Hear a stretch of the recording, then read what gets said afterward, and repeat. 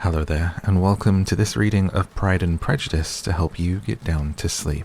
If you're new here, I'm Madmorph, and this is the channel for my podcast Down to Sleep, where I read audiobooks to help you drift off. I would love to know in a comment what book you would love me to read after we finish Pride and Prejudice, as we're getting quite close to the end now, so let me know in a comment below. As always, thank you for being here, and to hear everything first, join me on Patreon, where I put out at least 2 new episodes and readings every single week. That's at patreon.com/downtosleep, and it all goes directly to supporting me in the podcast because I'm just a one-man show. I do everything here. There's a link to that, including more about me and my links to my Instagram, my gaming channel, and my movie channel below this video. But for now, let's go ahead and tuck you in. Take a nice deep breath for me, and let's get down to sleep. Pride and Prejudice by Jane Austen. Elizabeth had the satisfaction of receiving an answer to her letter as soon as she possibly could. She was no sooner in possession of it than hurrying into the little copse where she was least likely to be interrupted.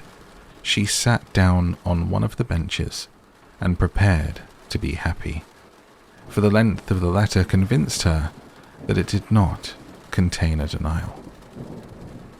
My dear niece, I have just received your letter, and shall devote this whole morning to answering it, as I foresee that a little writing will not comprise what I have to tell you. I must confess myself surprised by your application. I did not expect it from you. Don't think me angry, however, for I only mean to let you know that I had not imagined such inquiries to be necessary on your side. If you do not choose to understand me, forgive my impertinence. Your uncle is as much surprised as I am, and nothing but the belief of your being a party concerned would have allowed him to act as he has done. But if you are really innocent and ignorant, I must be more explicit. On the very day of my coming home from Longbourn, your uncle had a most unexpected visitor. Mr. Darcy called, and was shut up with him several hours. It was all over before I arrived, so my curiosity was not so dreadfully racked as yours seems to have been. He came to tell Mr. Gardiner that he had found out where your sister and Mr. Wickham were, and that he had seen and talked with them both. Wickham repeatedly, Lydia once. From what I can collect, he left Derbyshire only 1 day after ourselves, and came to town with the resolution of hunting for them. The motive professed was his conviction of its being owing to himself that Wickham's worthlessness had not been so well known as to make it impossible for any young woman of character to love or confide in him. He generously imputed the whole to his mistaken pride, and confessed that he had before thought it beneath him to lay his private actions open to the world. His character was to speak for itself. He called it, therefore, his duty to step forward and endeavour to remedy an evil which had been brought on by himself. If he had another motive, I am sure it would never disgrace him. He had been some days in town before he was able to discover them, but he had something to direct his search, which was more than we had, and the consciousness of this was another reason for his resolving to follow us. There is a lady, it seems, a Mrs. Young, who was some time ago governess to Miss Darcy, and was dismissed from her charge on some cause of disapprobation, though he did not say what. She then took a large house in Edward Street, and has since maintained herself by letting lodgings. This Mrs. Young was, he knew, intimately acquainted with Wickham, and he went to her for intelligence of him as soon as he got to town. But it was 2 or 3 days before he could get from her what he wanted. She would not betray her trust, I suppose, without bribery and corruption, for she really did know where her friend was to be found. Wickham indeed had gone to her on their first arrival in London, and had she been able to receive them into her house, they would have taken up their abode with her. At length, however, our kind friend procured the wished-for direction. They were in Street. He saw Wickham, and afterwards insisted on seeing Lydia. His first object with her, he acknowledged, had been to persuade her to quit her present disgraceful situation and return to her friends as soon as they could be prevailed on to receive her, offering his assistance as far as it would go. But he found Lydia absolutely resolved on remaining where she was. She cared for none of her friends. She wanted no help of his. She would not hear of leaving Wickham. She was sure they should be married some time or other, and it did not much signify when. Since such were her feelings, it only remained, he thought, to secure and expedite a marriage which, in his very first conversation with Wickham, he easily learned had never been his design.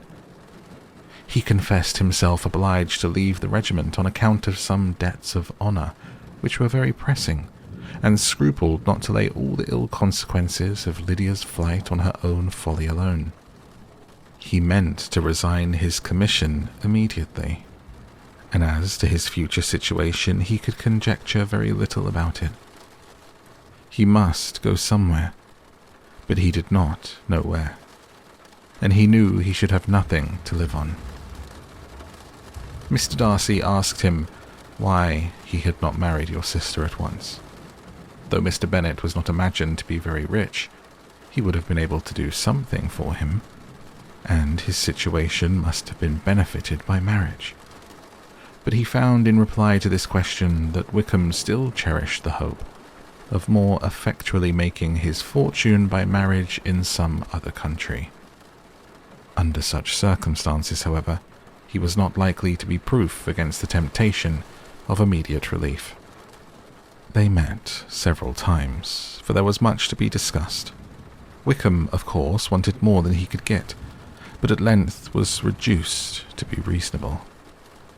Everything being settled between them, Mr. Darcy's next step was to make your uncle acquainted with it, and he first called in Gracechurch Street the evening before I came home.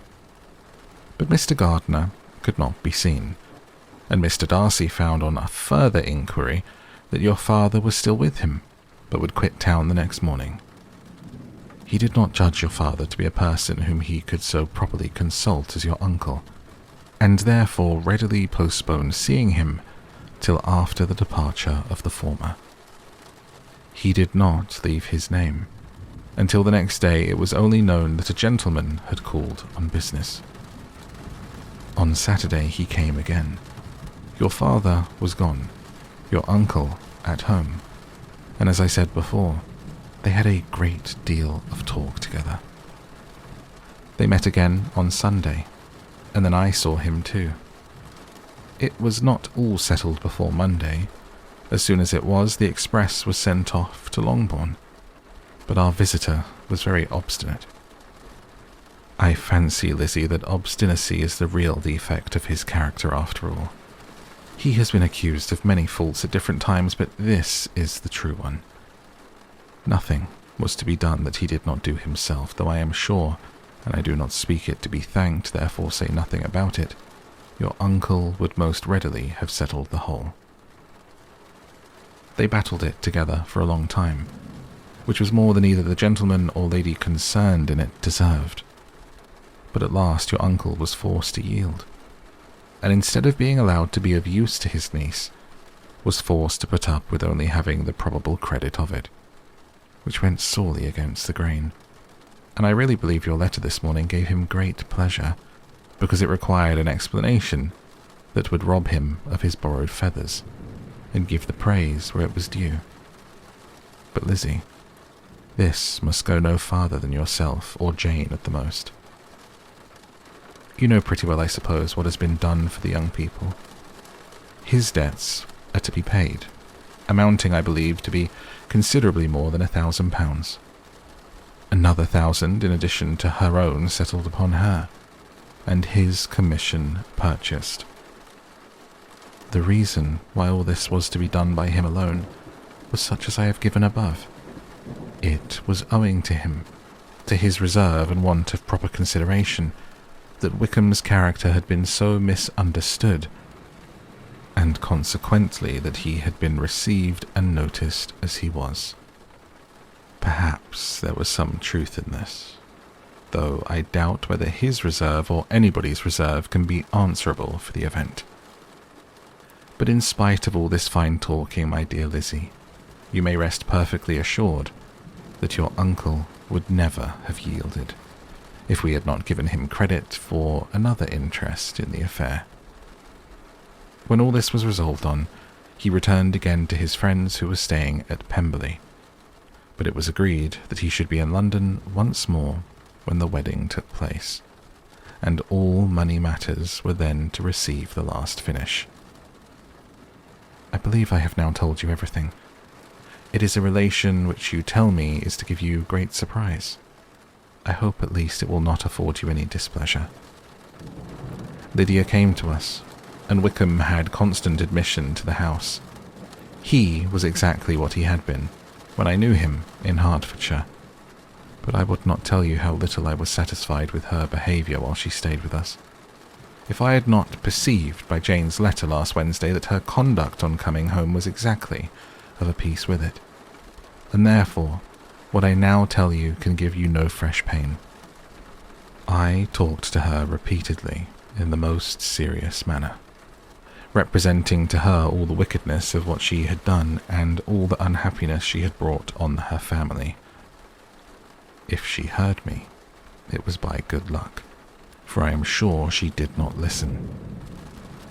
I was sometimes quite provoked, but then I recollected my dear Elizabeth and Jane, and for their sakes had patience with her. Mr. Darcy was punctual in his return, and as Lydia informed you, attended the wedding. He dined with us the next day and was to leave town again on Wednesday or Thursday. Will you be very angry with me, my dear Lizzie, if I take this opportunity of saying what I was never bold enough to say before? How much I like him. His behaviour to us has in every respect been as pleasing as when we were in Derbyshire. His understanding and opinions all please me.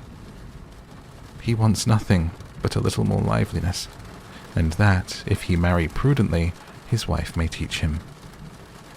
I thought him very sly. He hardly ever mentioned your name, but slyness seems the fashion. Pray forgive me if I have been very presuming, or at least do not punish me so far as to exclude me from P.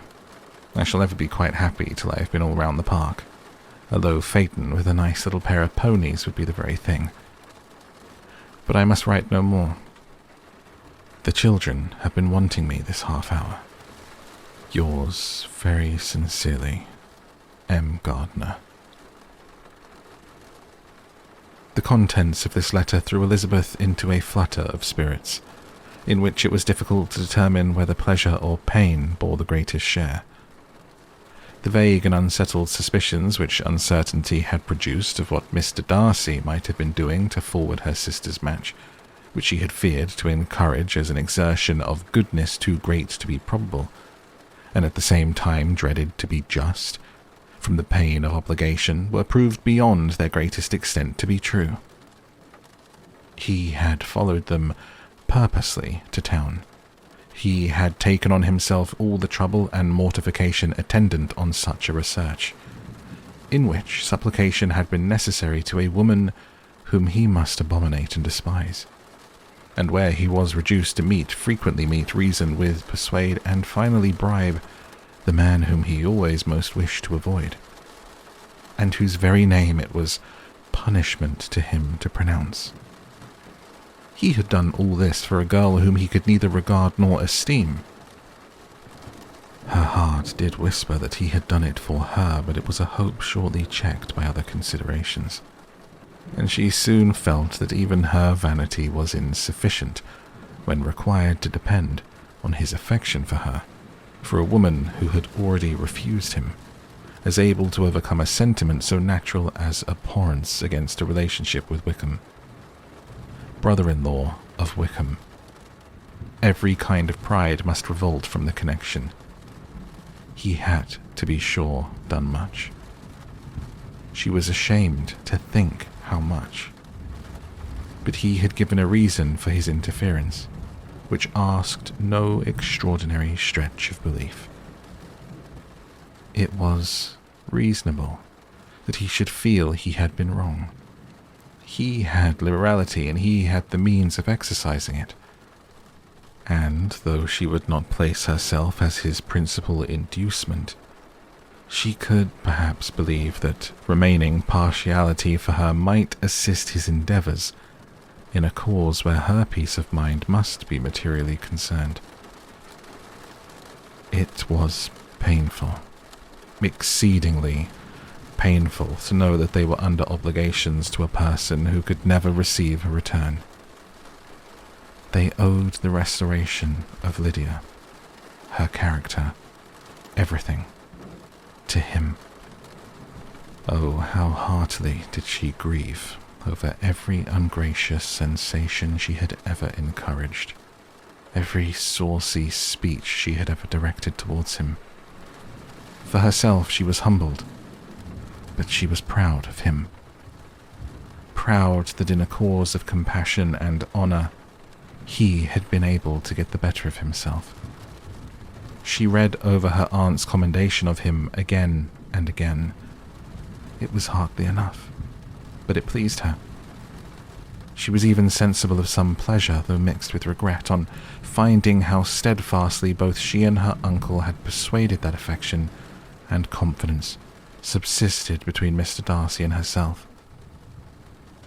She was roused from her seat and her reflections by someone's approach, and before she could strike into another path, she was overtaken by Wickham. "I'm afraid I interrupt your solitary ramble, my dear sister," said he as he joined her. "You certainly do," she replied with a smile. "But it does not follow that the interruption must be unwelcome." "I should be sorry indeed if it were. We were always good friends, and now we are better." "True. Are the others coming out?" "I do not know. Mrs. Bennet and Lydia are going in the carriage to Meryton. So, my dear sister, I find from our uncle and aunt that you have actually seen Pemberley." She replied in the affirmative. "I almost envy you the pleasure, and yet I believe it would be too much for me, or else I could take it in my way to Newcastle." "And you saw the old housekeeper, I suppose?" "Poor Reynolds, she was always very fond of me. But of course she did not mention my name to you." "Yes, she did." "And what did she say?" "That you were gone into the army, and she was afraid had not turned out well. At such distance as that, you know, things are strangely misrepresented." "Certainly," he replied, biting his lips. Elizabeth hoped she had silenced him, but he soon afterwards said, "I was surprised to see Darcy in town last month. We passed each other several times. I wonder what he can be doing there." "Perhaps preparing for his marriage with Mr. Burke," said Elizabeth. "Must be something particular to take him there at this time of year." "Undoubtedly. Did you see him while you were at Lambton? I thought I understood from the Gardiners that you had." "Yes. He introduced us to his sister." "And do you like her?" "Very much." "I've heard indeed that she's uncommonly improved within this year or two. When I last saw her, she was not very promising." "I'm very glad you liked her. I hope she'll turn out well." "I dare say she will. She has got over the most trying age." "Did you go by the village of Kimpton?" "I do not recollect that we did." "I mention it because it's the living which I ought to have had. A most delightful place. Excellent parsonage house. It would have suited me in every respect." "How should you have liked making sermons?" "Exceedingly well. I should have considered it as part of my duty, and the exertion would soon have been nothing. One ought not to repine, but to be sure it would have been such a thing for me. The quiet, the retirement of such a life would have answered all my ideas of happiness, but it was not to be." Did you ever hear Darcy mention the circumstance when you were in Kent? I have heard from authority, which I thought as good, that it was left you conditionally only, and at the will of the present patron. You have, yes. There was something in that. I told you so from the first, you may remember. I did hear, too, that there was a time when sermon-making was not so palatable to you as it seems to be at present, that you actually declared your resolution of never taking orders, and that the business had been compromised accordingly. You did, and it was not wholly without foundation. You may remember what I told you on that point when first we talked of it. They were now almost at the door of the house, for she had walked fast to get rid of him, and, unwilling for her sister's sake to provoke him, she only said in reply with a good-humoured smile, "Come, Mr. Wickham, we are brother and sister, you know. Do not let us quarrel about the past. In future, I hope we shall be always of one mind." She held out her hand. He kissed it with affectionate gallantry, though he hardly knew how to look, and they entered the house. Mr. Wickham was so perfectly satisfied with this conversation that he never again distressed himself or provoked his dear sister Elizabeth by introducing the subject of it, and she was pleased to find that she had said enough to keep him quiet. The day of his and Lydia's departure soon came, and Mrs. Bennet was forced to submit to a separation which, as her husband by no means entered into her scheme of their all going to Newcastle, was likely to continue at least a 12-month. "Oh, my dear Lydia," she cried, "when shall we meet again?" "Oh, Lord, I don't know, not these 2 or 3 years, perhaps." "Write to me very often, my dear." "As often as I can, but you know married women have never much time for writing. My sisters may write to me. They'll have nothing else to do." Mr. Wickham's adieus were much more affectionate than his wife's. He smiled, looked handsome, and said many pretty things.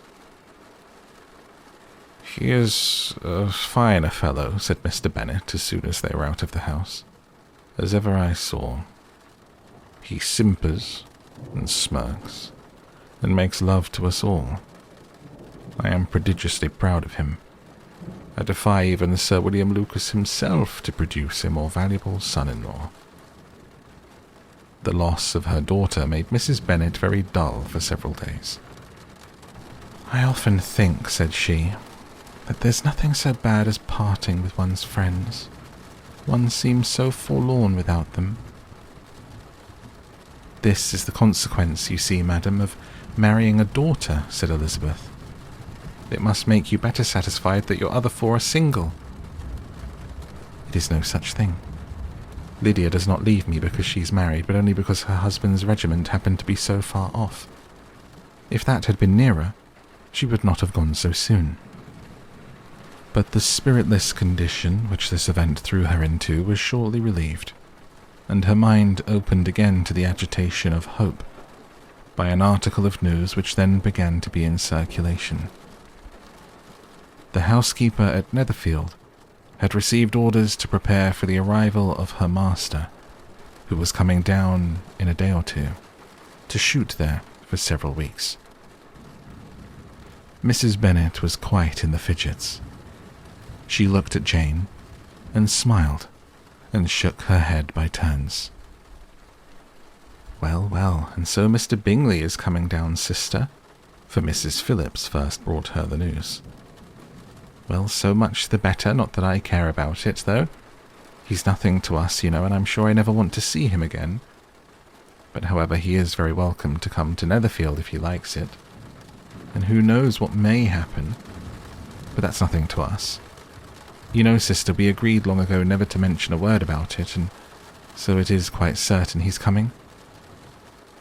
"You may depend on it," replied the other. For Mrs. Nichols was in Meryton last night. I saw her passing by, and went out myself on purpose to know the truth of it.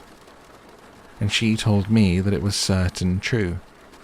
He comes down on Thursday at the latest. Very likely on Wednesday. She was going to the butcher's, she told me, on purpose to order in some meat on Wednesday. And she's got 3 couple of ducks, just fit to be killed. Miss Bennet had not been able to hear of his coming without changing colour. It was many months since she had mentioned his name to Elizabeth, but now, as soon as they were alone together, she said, "I saw you look at me today, Lizzie, when my aunt told us of the present report. And I know I appeared distressed, but don't imagine it was from any silly cause. I was only confused for the moment because I felt that I should be looked at. I do assure you that the news does not affect me with either pleasure or pain. I am glad of one thing, that he comes alone, because we shall see the less of him. Not that I'm afraid of myself, but I dread other people's remarks." Elizabeth did not know what to make of it. Had she not seen him in Derbyshire, she might have supposed him capable of coming there with no other view than what was acknowledged. But she still thought him partial to Jane, and she wavered as to the greater probability of his coming there with his friend's permission, or being bold enough to come without it. Yes, it is hard, she sometimes thought, that this poor man cannot come to a house which he has legally hired, without raising all this speculation. I will leave him to himself.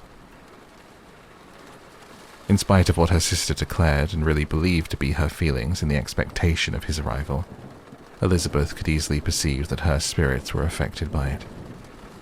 They were more disturbed, more unequal than she had often seen them. The subject, which had been so warmly canvassed between their parents about 12 months ago, was now brought forward again. "As soon as ever Mr. Bingley comes, my dear," said Mrs. Bennet, "you will wait on him, of course." No, you forced me into visiting him last year and promised if I went to see him he should marry one of my daughters. But it ended in nothing, and I will not be sent on a fool's errand again." His wife represented to him how absolutely necessary such an attention would be from all the neighbouring gentlemen on his returning to Netherfield. "'Tis an etiquette I despise," said he. "If he wants our society, let him seek it. He knows where we live. I will not spend my hours in running after my neighbours every time they go away and come back again." "Well, all I know is that it will be abominably rude if you do not wait on him. But however, that shan't prevent my asking him to dine here, I am determined. We must have Mrs. Long and the Gouldings soon. That will make 13 with ourselves, so there will be just room at the table for him." Consoled by this resolution, she was the better able to bear her husband's incivility, though it was very mortifying to know that her neighbours might all see Mr. Bingley in consequence of it before they did. As the day of his arrival drew near, "I begin to be sorry that he comes at all," said Jane to her sister. "It would be nothing, I could see him with perfect indifference, but I can hardly bear to hear it thus perpetually talked of. My mother means well, but she does not know. No one can know how much I suffer from what she says. Happy shall I be when his stay at Netherfield is over." "I wish I could say anything to comfort you," replied Elizabeth, "but it is wholly out of my power. You must feel it, and the usual satisfaction of preaching patience to a sufferer is denied me, because you have always so much." Mr. Bingley arrived. Mrs. Bennet, through the assistance of servants, contrived to have the earliest tidings of it, that the period of anxiety and fretfulness on her side might be as long as it could. She counted the days that must intervene before their invitation could be sent, hopeless of seeing him before. But on the 3rd morning, after his arrival in Hertfordshire, she saw him, from her dressing-room window, enter the paddock, and ride towards the house. Her daughters were eagerly called to partake of her joy. Jane resolutely kept her place at the table, but Elizabeth, to satisfy her mother, went to the window. She looked. She saw Mr. Darcy with him, and sat down again by her sister. "There is a gentleman with him, Mamma," said Kitty. "Who can it be?" "Some acquaintance or other, my dear, I suppose. I'm sure I do not know." "La," replied Kitty, "it looks just like that man that used to be with him before. Mr. What's-his-name, that tall, proud man." "Good gracious, Mr. Darcy, and so it does, I vow. Well, any friend of Mr. Bingley's will always be welcome here, to be sure, but else I must say that I hate the very sight of him." Jane looked at Elizabeth with surprise and concern. She knew but little of their meeting in Derbyshire, and therefore felt for the awkwardness which must attend her sister in seeing him almost for the first time after receiving his explanatory letter. Both sisters were uncomfortable enough. Each felt for the other, and of course for themselves.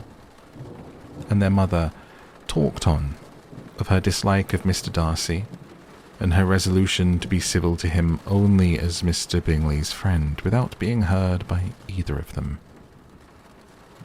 But Elizabeth had sources of uneasiness which could not be suspected by Jane, to whom she had never yet had courage to shew Mrs. Gardiner's letter or to relate her own change of sentiment towards him. To Jane, he could be only a man whose proposal she had refused, and whose merit she had undervalued.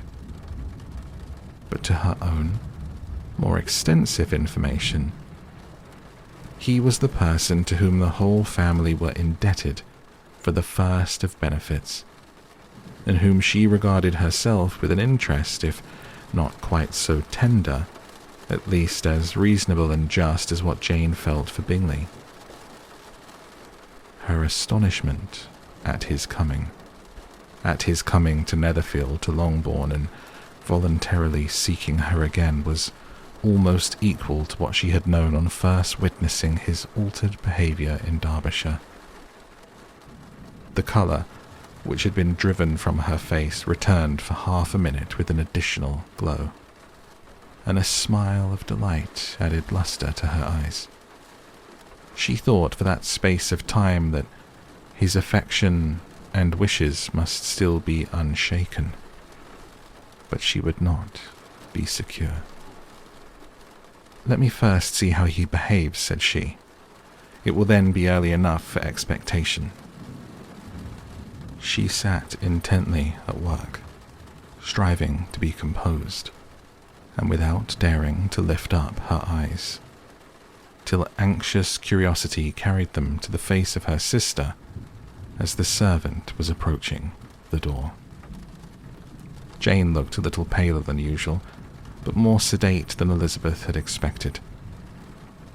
On the gentleman's appearing, her colour increased, yet she received them with tolerable ease, and with a propriety of behaviour equally free from any symptom of resentment or any unnecessary complaisance. Elizabeth said as little to either as civility would allow, and sat down again to her work, with an eagerness which it did not often command. She had ventured only one glance at Darcy. He looked serious, as usual, and she thought more as he had been used to look in Hertfordshire than as she had seen him at Pemberley. But perhaps he could not, in her mother's presence, be what he was before her uncle and aunt. It was a painful, but not an improbable, conjecture. Bingley she had likewise seen for an instant, and in that short period saw him looking both pleased and embarrassed. He was received by Mrs. Bennet with a degree of civility which made her two daughters ashamed, especially when contrasted with the cold and ceremonious politeness of her curtsy and address to his friend. Elizabeth, particularly, who knew that her mother owed to the latter the preservation of her favourite daughter from irremediable infamy, was hurt and distressed to a most painful degree by a distinction so ill applied. Darcy, after inquiring of her how Mr. and Mrs. Gardiner did, a question which she could not answer without confusion, said scarcely anything. He was not seated by her. Perhaps that was the reason of his silence, but it had not been so in Derbyshire. There he had talked to her friends when he could not to herself. But now several minutes elapsed without bringing the sound of his voice. And when, occasionally, unable to resist the impulse of curiosity, she raised her eyes to his face, she as often found him looking at Jane as at herself, and frequently on no object but the ground. More thoughtfulness and less anxiety to please than when they last met were plainly expressed. She was disappointed and angry with herself for being so. "Could I expect it to be otherwise?" said she. "Yet why did he come?" She was in no humour for conversation with anyone but himself, and to him she had hardly courage to speak. She inquired after his sister, but could do no more. "It is a long time, Mr. Bingley, since you went away," said Mrs. Bennet. He readily agreed to it. "I began to be afraid you would never come back again. People did say you meant to quit the place entirely at Michaelmas, but however I hope it's not true. A great many changes have happened in the neighbourhood since you went away. Miss Lucas is married and settled, and one of my own daughters, I suppose you've heard of it. Indeed, you must have seen it in the papers. It was not in the Times and the Courier, I know, though it was not put in as it ought to be. It was only said, 'Lately George Wickham, Esquire, to Miss Lydia Bennet,' without there being a syllable said of her father or the place where she lived or anything. It was my brother Gardiner's drawing up too, and I wonder how he came to make such an awkward business of it. Did you see it?" Bingley replied that he did, and made his congratulations. Elizabeth dared not lift up her eyes. How Mr. Darcy looked, therefore, she could not tell. "It is a delightful thing, to be sure, to have a daughter well married," continued her mother. "But at the same time, Mr. Bingley, it is very hard to have her taken such away from me. They're gone down to Newcastle, a place quite northward, it seems, and there they are to stay I do not know how long. His regiment is there, for I suppose you've heard of his leaving the Shire, and of his being gone into the regulars. Thank heaven. He has some friends, though perhaps not so many as he deserves." Elizabeth, who knew this to be levelled at Mr. Darcy, was in such misery of shame that she could hardly keep her seat. It drew from her, however, the exertion of speaking, which nothing else had so effectually done before, and she asked Bingley whether he meant to make any stay in the country at present. A few weeks, he believed. "When you've killed all your own birds, Mr. Bingley," said her mother, "I beg you'll come here and shoot as many as you please on Mr. Bennet's manor. I'm sure he'll be vastly happy to oblige you, and will save you all the best of the coveys for you." Elizabeth's misery increased at such unnecessary, such officious attention. Were the same fair prospect to arise at present as had flattered them a year ago, everything, she was persuaded, would be hastening to the same vexatious conclusion. At that instant she felt that years of happiness could not make Jane or herself amends for moments of such painful confusion. "The first wish of my heart," said she to herself, "is never more to be in company with either of them. Their society can afford no pleasure that will atone for such wretchedness as this. Let me never see either one or the other again." Yet the misery, for which years of happiness were to offer no compensation, received soon afterwards material relief from observing how much the beauty of her sister rekindled the admiration of her former lover. When first he came in, he had spoken to her but little, but every 5 minutes seemed to be giving her more of his attention. He found her as handsome as she had been last year, as good-natured and as unaffected, though not quite so chatty. Jane was anxious that no difference should be perceived in her at all, and was really persuaded that she talked as much as ever. But her mind was so busily engaged that she did not always know when she was silent. When the gentleman rose to go away, Mrs. Bennet was mindful of her intended civility, and they were invited and engaged to dine at Longbourn in a few days' time. "You are quite a visit in my debt, Mr. Bingley," she added, "for when you went to town last winter you promised to take a family dinner with us as soon as you returned. I have not forgot, you see, and I assure you I was very much disappointed that you did not come back and keep your engagement." Bingley looked a little silly at this reflection, and said something of his concern at having been prevented by business. Then they went away.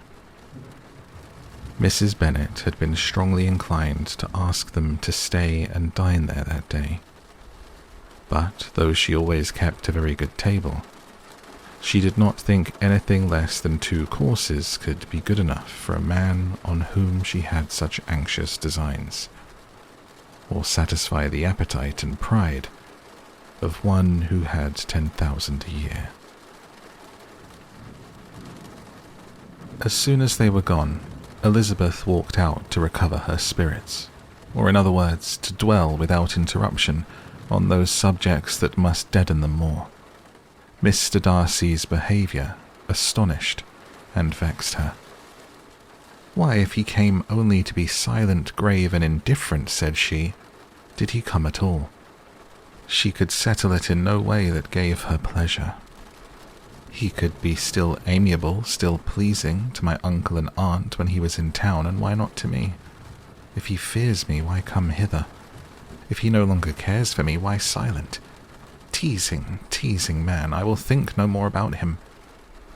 Her resolution was for a short time involuntarily kept by the approach of her sister, who joined her with a cheerful look, which showed her better satisfied with their visitors than Elizabeth. "Now," said she, "that this first meeting is over, I feel perfectly easy. I know my own strength, and I shall never be embarrassed again by his coming. I'm glad he dines here on Tuesday. It will then be publicly seen that on both sides we meet only as common and indifferent acquaintance." "Yes, very indifferent indeed," said Elizabeth laughingly. "Oh, Jane, take care. My dear Lizzie, you cannot think me so weak as to be in danger now. I think you are in very great danger of making him as much in love with you as ever." They did not see the gentleman again till Tuesday, and Mrs. Bennet in the meanwhile was giving way to all the happy schemes which the good humour and common politeness of Bingley, in half an hour's visit, had revived. On Tuesday there was a large party assembled at Longbourn, and the 2 who were most anxiously expected, to the credit of their punctuality as sportsmen, were in very good time.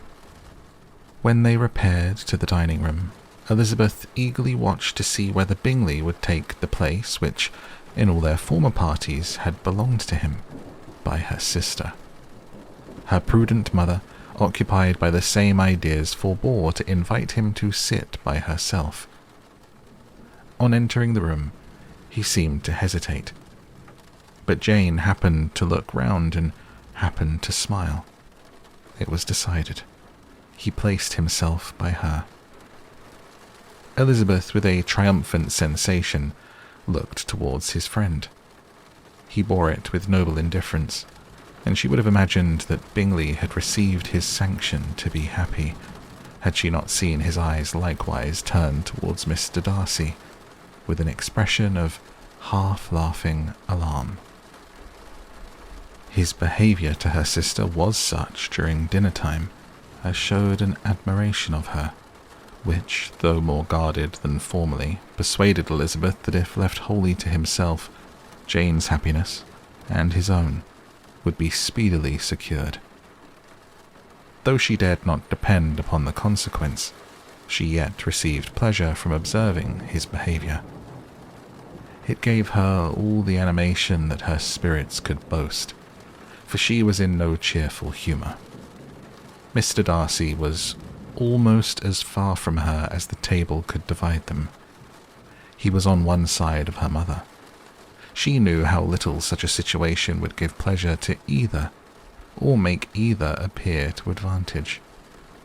She was not near enough to hear any of their discourse, but she could see how seldom they spoke to each other, and how formal and cold was their manner whenever they did.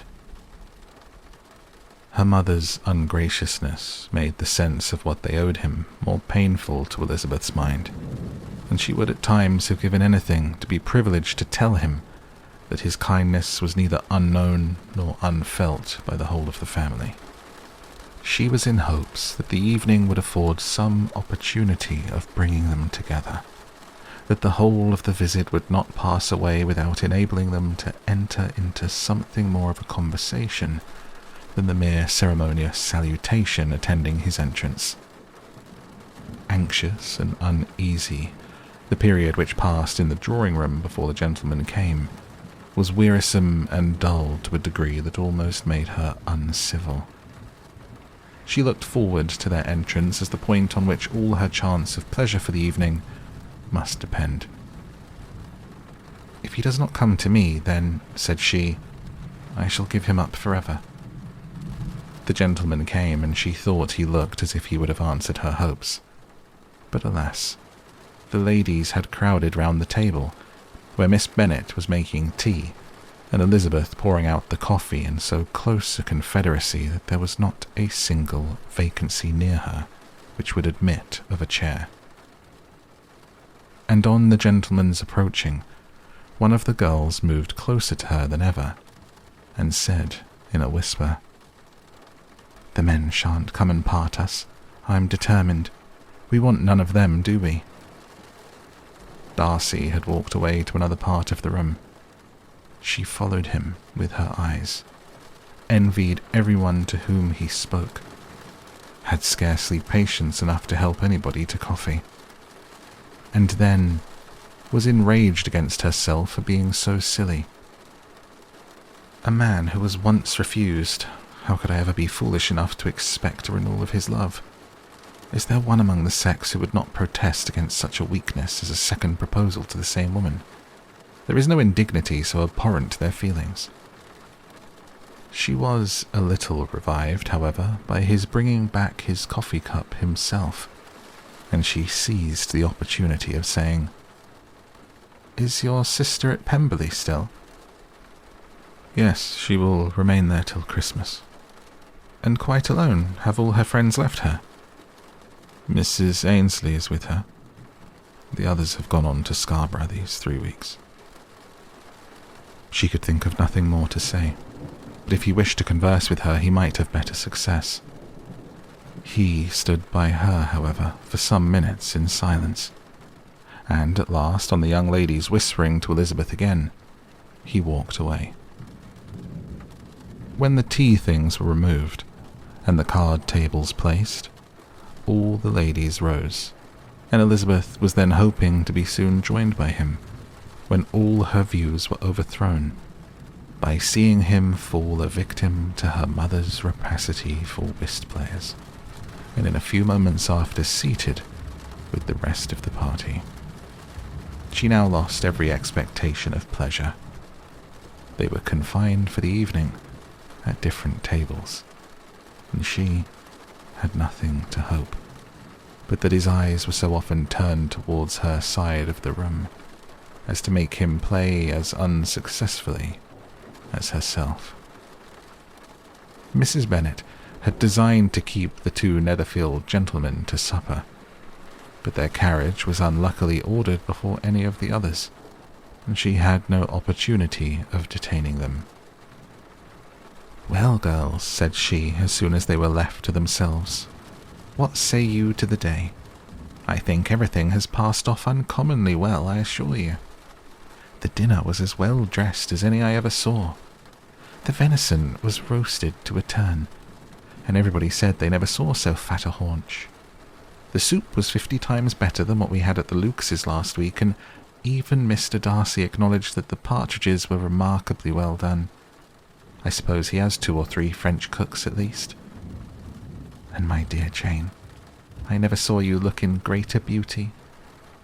Mrs. Long said so too, for I asked her whether you did not. And what do you think she said besides, 'Ah, Mrs. Bennet, we shall have her at Netherfield at last.' She did indeed. I do think Mrs. Long is as good a creature as ever lived. And her nieces are very pretty behaved girls, not at all handsome. I like them prodigiously." Mrs. Bennet, in short, was in very great spirits. She had seen enough of Bingley's behaviour to Jane to be convinced that she would get him at last. Her expectations of advantage to her family when in happy humour was so far beyond reason that she was quite disappointed at not seeing him there again the next day to make his proposals. "It has been a very agreeable day," said Miss Bennet to Elizabeth. "The party seemed so well selected, so suitable one with the other. I hope we may often meet again." Elizabeth smiled. "Lizzie, you must not do so. You must not suspect me. It mortifies me. I assure you I have now learnt to enjoy his conversation as an agreeable and sensible young man, without having a wish beyond it. I am perfectly satisfied from what his manners now are, that he never had any design of engaging my affection. It is only that he is blessed with greater sweetness of address and a stronger desire of generally pleasing than any other man." "You are very cruel," said her sister. "You will not let me smile and are provoking me to it every moment. How hard it is in some cases to be believed, and how impossible in others. But why should you wish to persuade me that I feel more than I acknowledge?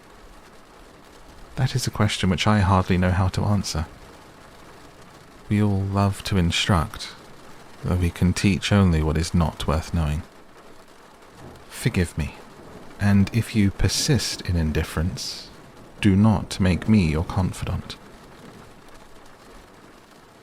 A few days after this visit, Mr. Bingley called again, and alone. His friend had left him that morning for London, but was to return home in 10 days' time. He sat with them above an hour, and was in remarkably good spirits. Mrs. Bennet invited him to dine with them, but with many expressions of concern he confessed himself engaged elsewhere. "Next time you call," said she, "I hope we shall be more lucky. He should be particularly happy at any time, etc., etc., and if she would give him leave, would take an early opportunity of waiting on them. Can you come tomorrow?" Yes, he had no engagement at all for tomorrow, and her invitation was accepted with alacrity. He came, and in such very good time that the ladies were none of them dressed. In ran Mrs. Bennet to her daughter's room, in her dressing gown, and with her hair half finished, crying out, "My dear Jane, make haste and hurry down. He is come. Mr. Bingley is come. He is indeed. Make haste. Make haste. Here, Sarah, come to Miss Bennet this moment and help her on with her gown. Never mind Miss Lizzie's hair." "We will be down as soon as we can," said Jane. "But I dare say Kitty is forwarder than either of us, for she went upstairs half an hour ago." "Oh, hang Kitty. What has she to do with it? Come, be quick, be quick. Where is your sash, my dear?"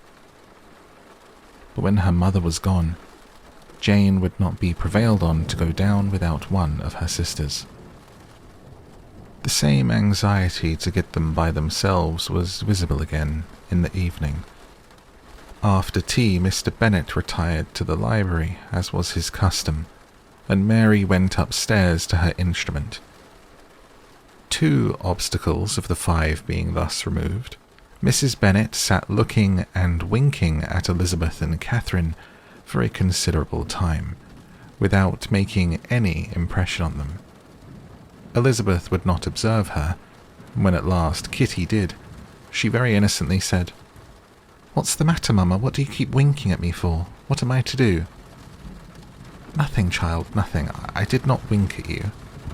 She then sat still 5 minutes longer, but unable to waste such a precious occasion, she suddenly got up and, saying to Kitty, "Come here, my love, I want to speak to you," took her out of the room. Jane instantly gave a look at Elizabeth which spoke her distress at such premeditation, and her entreaty that she would not give in to it. In a few minutes, Mrs. Bennet half opened the door and called out, "Lizzie, my dear, I want to speak with you." Elizabeth was forced to go. "We may as well leave them by themselves, you know," said her mother as soon as she was in the hall. "Kitty and I are going upstairs to sit in my dressing room."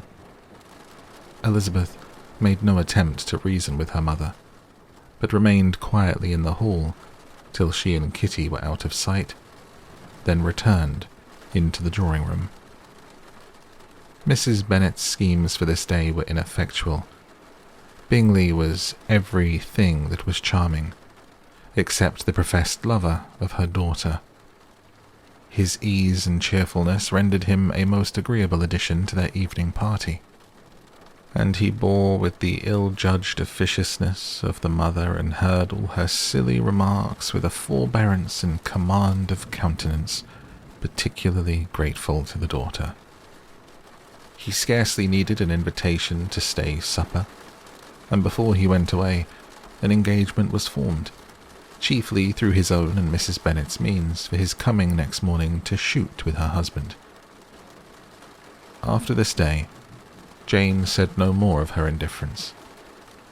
Not a word passed between the sisters concerning Bingley, but Elizabeth went to bed in the happy belief that all must speedily be concluded, unless Mr. Darcy returned within the stated time.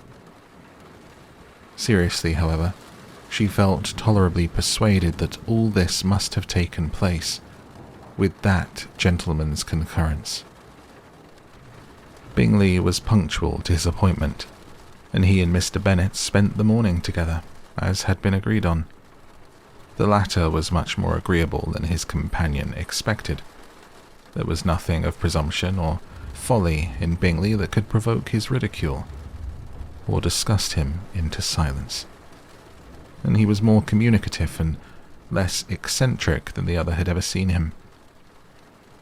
Bingley, of course, returned with him to dinner, and in the evening Mrs. Bennet's invention was again at work, to get everybody away from him and her daughter. Elizabeth, who had a letter to write, went into the breakfast-room for that purpose soon after tea, for as the others were all going to sit down to cards, she could not be wanted to counteract her mother's schemes. But on returning to the drawing-room, when her letter was finished, she saw, to her infinite surprise, there was reason to fear that her mother had been too ingenious for her. On opening the door, she perceived her sister and Bingley standing together over the hearth, as if engaged in earnest conversation, and had this led to no suspicion, the faces of both as they hastily turned round and moved away from each other would have told it all. Their situation was awkward enough, but hers, she thought, was still worse. Not a syllable was uttered by either, and Elizabeth was on the point of going away again when Bingley, who as well as the other had sat down, suddenly rose and, whispering a few words to her sister, ran out of the room. Jane could have no reserves from Elizabeth, where confidence would give pleasure, and instantly embracing her acknowledged, with the liveliest emotion, that she was the happiest creature in the world. "'Tis too much," she added. "By far too much. I do not deserve it. Oh, why is everybody not as happy?"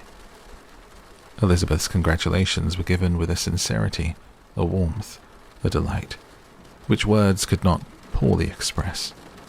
Every sentence of kindness was a fresh source of happiness to Jane, but she would not allow herself to stay with her sister, or say half that remained to be said for the present. "I must go instantly to my mother," she cried. "I would not on any account trifle with her affectionate solicitude, or allow her to hear it from anyone but myself. He is gone to my father already.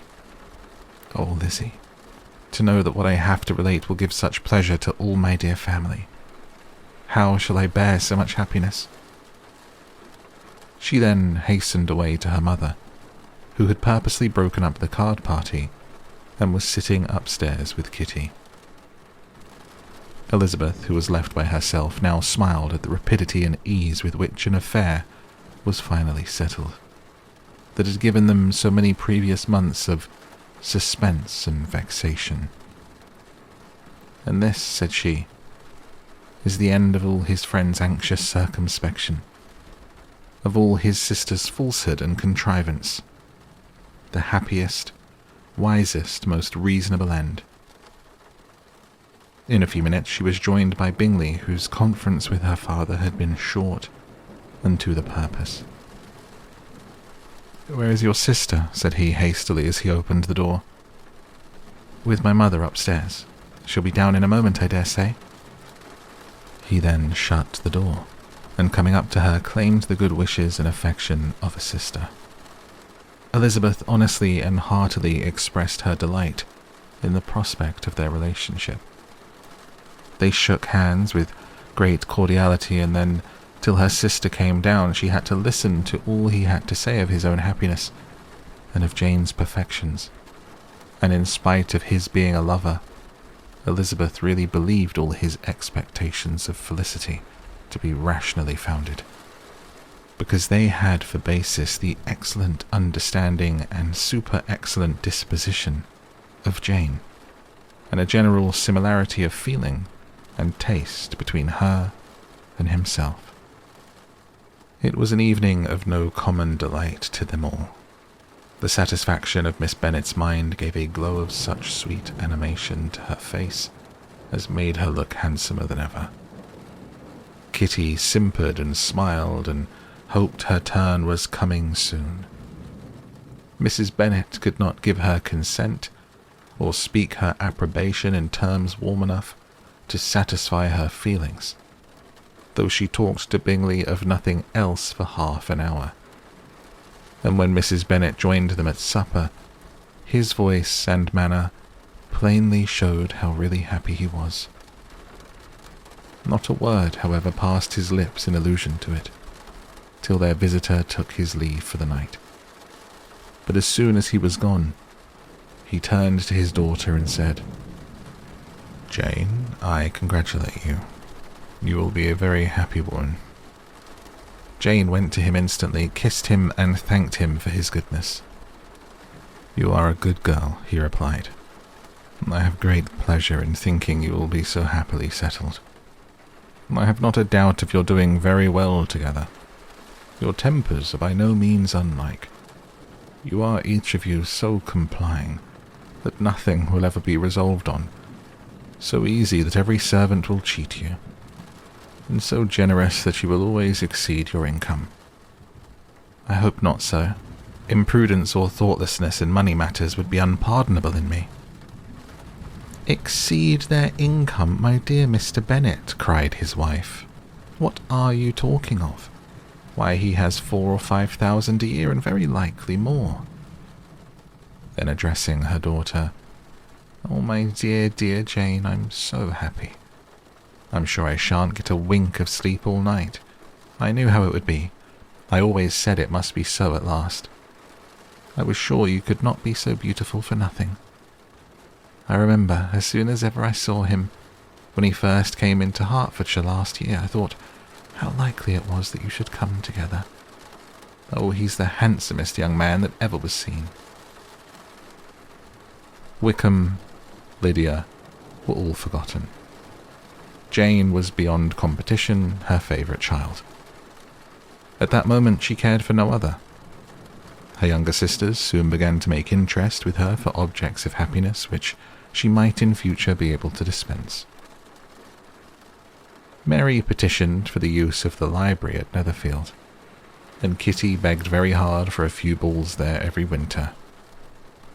Bingley, from this time, was of course a daily visitor at Longbourn, coming frequently before breakfast and always remaining till after supper, unless when some barbarous neighbour who could not be enough detested had given him an invitation to dinner which he thought himself obliged to accept.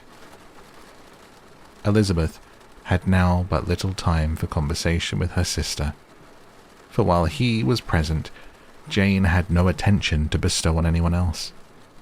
But she found herself considerably useful to both of them in those hours of separation that must sometimes occur.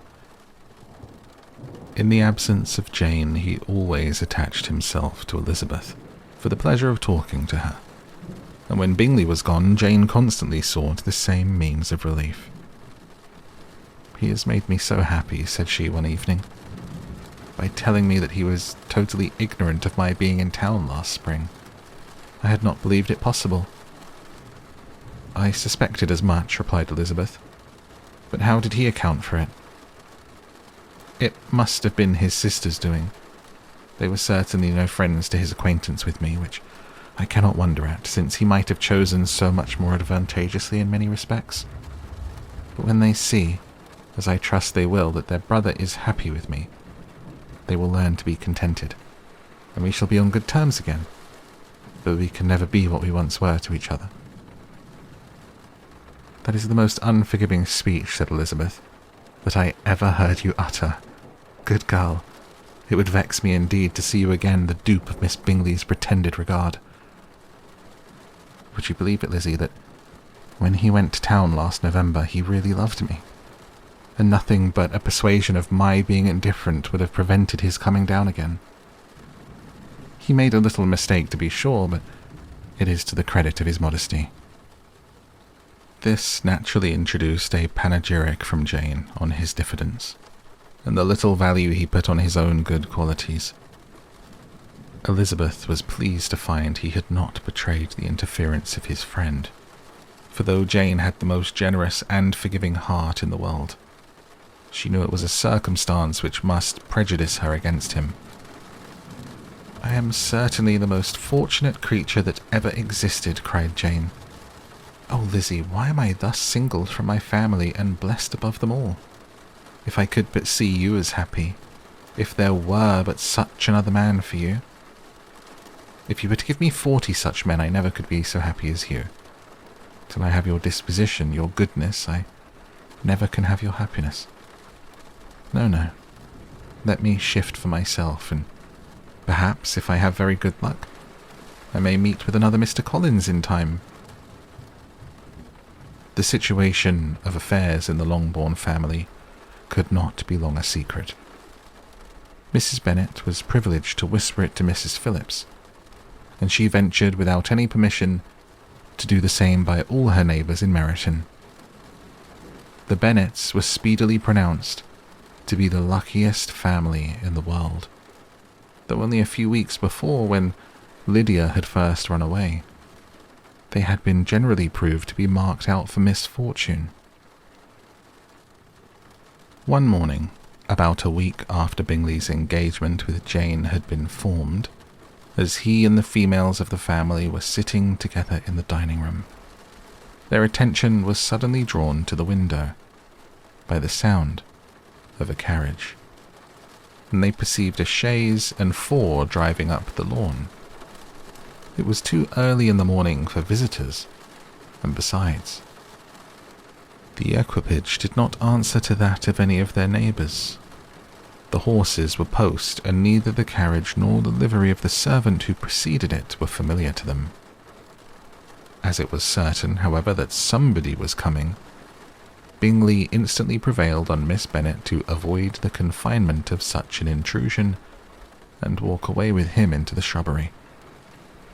They both set off, and the conjectures of the remaining 3 continued, though with little satisfaction, till the door was thrown open and their visitor entered. It was Lady Catherine de Bourgh. They were, of course, all intending to be surprised, but their astonishment was beyond their expectation, and on the part of Mrs. Bennet and Kitty, though she was perfectly unknown to them, even inferior to what Elizabeth felt. She entered the room with an air more than usually ungracious, made no other reply to Elizabeth's salutation than a slight inclination of the head, and sat down without saying a word. Elizabeth had mentioned her name to her mother on her ladyship's entrance, though no request of introduction had been made. Mrs. Bennet, all amazement, though flattered by having a guest of such high importance, received her with the utmost politeness. After sitting for a moment in silence, she said very stiffly to Elizabeth, "I hope you are well, Miss Bennet. That lady, I suppose, is your mother?" Elizabeth replied very concisely that she was. "And that, I suppose, is one of your sisters?" "Yes, madam," said Mrs. Bennet, delighted to speak to a Lady Catherine. "She's my youngest girl but one. My youngest of all is lately married, and my eldest is somewhere about the grounds, walking with a young man who I believe will soon become part of the family." "You have a very small park here," returned Lady Catherine after a short silence. "It is nothing in comparison of Rosings, my lady, I dare say, but I assure you it is much larger than Sir William Lucas's. This must be a most inconvenient sitting-room for the evening in summer. The windows are full west." Mrs. Bennet assured her that they never sat there after dinner, and then added, "May I take the liberty of asking your ladyship whether you left Mr. and Mrs. Collins well?" "Yes, very well. I saw them the night before last." Elizabeth now expected that she would produce a letter for her from Charlotte, as it seems the only probable motive for her calling. But no letter appeared, and she was completely puzzled. Mrs. Bennet, with great civility, begged her ladyship to take some refreshment, but Lady Catherine, very resolutely and not very politely, declined eating anything, and then rising up, said to Elizabeth, "Miss Bennet, there seemed to be a prettyish kind of a little wilderness on one side of your lawn. I should be glad to take a turn in it, if you will favour me with your company." "Go, my dear," cried her mother.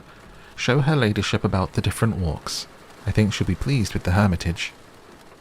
Elizabeth obeyed, and running into her own room for her parasol, attended her noble guest downstairs. As they passed through the hall, Lady Catherine opened the doors into the dining parlour and drawing-room, and pronouncing them, after a short survey, to be decent-looking rooms, walked on. Her carriage remained at the door, and Elizabeth saw that her waiting woman was in it. They proceeded in silence along the gravel walk that led to the copse. Elizabeth was determined to make no effort for conversation with a woman who was now more than usually insolent and disagreeable. "How could I ever think her like her nephew?" said she as she looked in her face.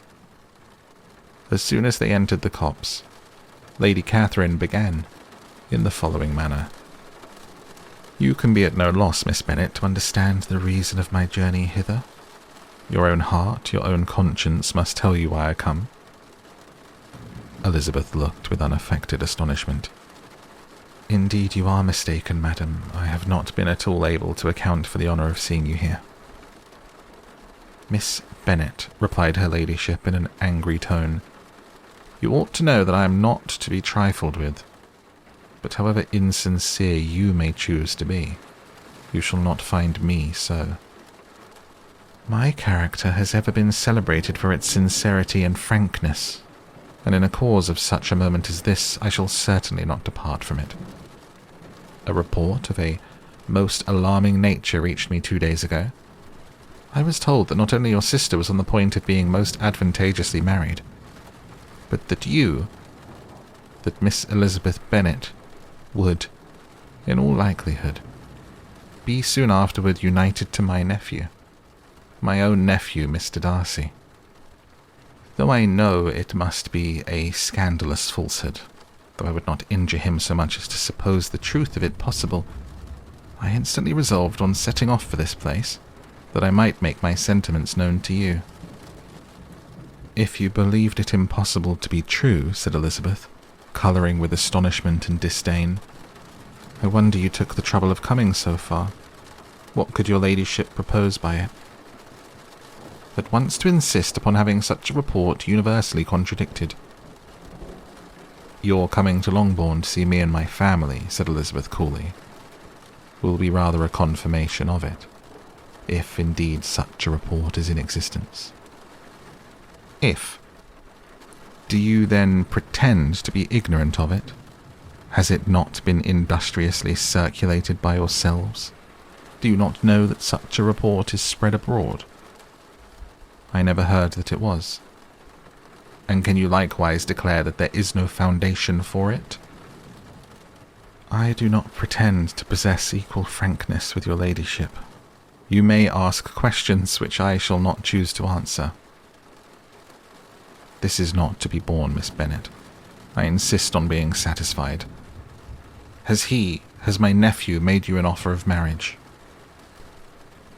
"Your ladyship has declared it to be impossible." "It ought to be so. It must be so, while he retains the use of his reason.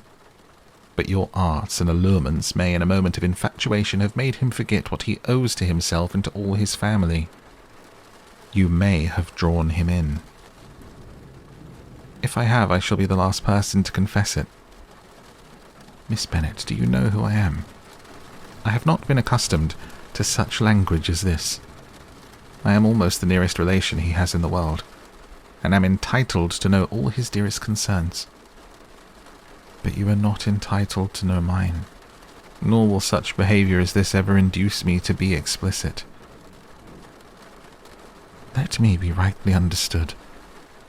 This match, to which you have the presumption to aspire, can never take place.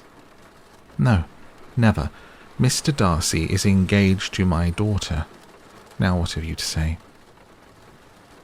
"Only this, that if he is so, you can have no reason to suppose he will make an offer to me." Lady Catherine hesitated for a moment, and then replied, "The engagement between them is of a peculiar kind. From their infancy they have been intended for each other. It was the favourite wish of his mother, as well as of hers. While in their cradles we planned the union, and now, at the moment when the wishes of both sisters would be accomplished in their marriage, to be prevented by a young woman of inferior birth, of no importance in the world, and wholly unallied to the family.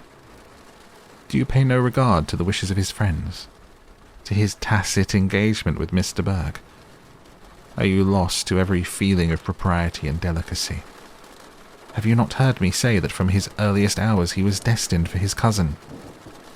"Yes, and I had heard it before. But what is that to me? If there is no other objection to my marrying your nephew, I shall certainly not be kept from it by knowing that his mother and aunt wished him to marry Mr. Berg. You both did as much as you could in planning the marriage. Its completion depended on others. If Mr. Darcy is neither by honour nor inclination confined to his cousin, why is not he to make another choice? And if I am that choice, why may I not accept him? Because honour, decorum, prudence, nay, interest forbid it. Yes, Miss Bennet, interest. For do not expect to be noticed by his family or friends if you wilfully act against the inclinations of all. You will be censured, slighted, and despised by everyone connected with him. Your alliance will be a disgrace. Your name will never be mentioned by any of us." "These are heavy misfortunes," replied Elizabeth. "But the wife of Mr. Darcy must have such extraordinary sources of happiness necessarily attached to her situation, that she could, upon the whole, have no cause to repine." "Obstinate, headstrong girl, I am ashamed of you. Is this your gratitude for my attentions to you last spring?" Is nothing due to me on that score? Let us sit down. You are to understand, Miss Bennet, that I came here with the determined resolution of carrying my purpose. Nor will I be dissuaded from it. I have not been used to submit to any person's whims. I have not been in the habit of brooking disappointment. That will make your ladyship's situation at present more pitiable, but it will have no effect on me. I will not be interrupted. Hear me in silence. My daughter and my nephew are formed for each other. They are descended on the maternal side from the same noble line, and on the father's from respectable, honourable, and ancient, though untitled, families. Their fortune on both sides is splendid. They are destined for each other by the voice of every member of their respective houses. And what is to divide them? The upstart pretensions of a young woman without family connections or fortune. Is this to be endured? But it must not, shall not be. If you were sensible of your own good, you would not wish to quit the sphere in which you have been brought up. In marrying your nephew, I should not consider myself as quitting that sphere. He is a gentleman. I am a gentleman's daughter. So far we're equal. True, you are a gentleman's daughter. But who was your mother? Who are your uncles and aunts? Do not imagine me ignorant of their condition. Whatever my connections may be, said Elizabeth, if your nephew does not object to them, they can be nothing to you. Tell me once for all, are you engaged to him? Though Elizabeth would not, for the mere purpose of obliging Lady Catherine, have answered this question, she could not but say after a moment's deliberation, I am not. Lady Catherine seemed pleased. And will you promise me never to enter into such an engagement? I will make no promise of the kind. Miss Bennet, I am shocked and astonished. I expected to find a more reasonable young woman, but do not deceive yourself into a belief that I will ever recede. I shall not go away till you have given me the assurance I require, and I certainly never shall give it. I am not to be intimidated into anything so wholly unreasonable. Your ladyship wants Mr. Darcy to marry your daughter, but would my giving you the wished-for promise make their marriage at all more probable? Supposing him to be attached to me, would my refusing to accept his hand make him wish to bestow it on his cousin? Allow me to say, Lady Catherine, that the arguments with which you have supported this extraordinary application have been as frivolous as the application was ill-judged. You have widely mistaken my character if you think I can be worked on by such persuasions as these. How far your nephew might approve of your interference in his affairs I cannot tell, but you have certainly no right to concern yourself in mine. I must beg, therefore, to be importuned no farther on the subject. Not so hasty, if you please. I have by no means done. To all the objections I have already urged, I have still another to add. I am no stranger to the particulars of your youngest sister's infamous elopement. I know it all. That the young man's marrying her was a patched-up business, at the expense of your father and uncles. And is such a girl to be my nephew's sister? Is her husband the son of his late father's steward, to be his brother? Heaven and earth! Of what are you thinking? Are the shades of Pemberley to be thus polluted? You can now have nothing further to say, she resentfully answered. You have insulted me in every possible method. I must beg to return to the house." And she rose as she spoke. Lady Catherine rose also, and they turned back. Her ladyship was highly incensed. "You have no regard, then, for the honour and credit of my nephew? Unfeeling, selfish girl. Do you not consider that a connection with you must disgrace him in the eyes of everybody?" "Lady Catherine, I have nothing further to say. You know my sentiments." "You are, then, resolved to have him?"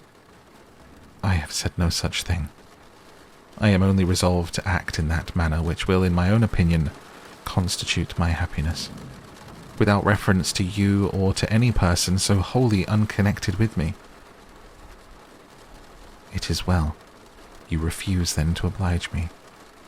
You refuse to obey the claims of duty, honour, and gratitude. You are determined to ruin him, in the opinion of all his friends, and make him the contempt of the world." "Neither duty, nor honour, nor gratitude," replied Elizabeth, "have any possible claim on me in the present instance. No principle of either would be violated by my marriage with Mr. Darcy. And with regard to the resentment of his family, or the indignation of the world, if the former were excited by his marrying me, it would not give me one moment's concern. And the world in general would have too much sense to join in the scorn. And this is your real opinion, this is your final resolve. Very well. I shall now know how to act. Do not imagine, Miss Bennet, that your ambition will ever be gratified. I came to try you. I hoped to find you reasonable. But depend upon it, I will carry my point." In this manner, Lady Catherine talked on, till they were at the door of the carriage, when, turning hastily, she added, "I take no leave of you, Miss Bennet. I send no compliments to your mother. You deserve no such attention. I am most seriously displeased." Elizabeth made no answer, and without attempting to persuade her ladyship to return into the house, walked quietly into it herself. She heard the carriage drive away as she proceeded upstairs. Her mother impatiently met her at the door of the dressing-room to ask why Lady Catherine would not come in again and rest herself. "She did not choose it," said her daughter. "She would go." "She's a very fine-looking woman, and her calling here was prodigiously civil, for she only came, I suppose, to tell us the Collinses were well. She's on her road somewhere, I dare say, and so passing through Meryton thought she might as well call on you. I suppose she had nothing in particular to say to you, Lizzie?" Elizabeth was forced to give in to a little falsehood here, for to acknowledge the substance of their conversation was impossible.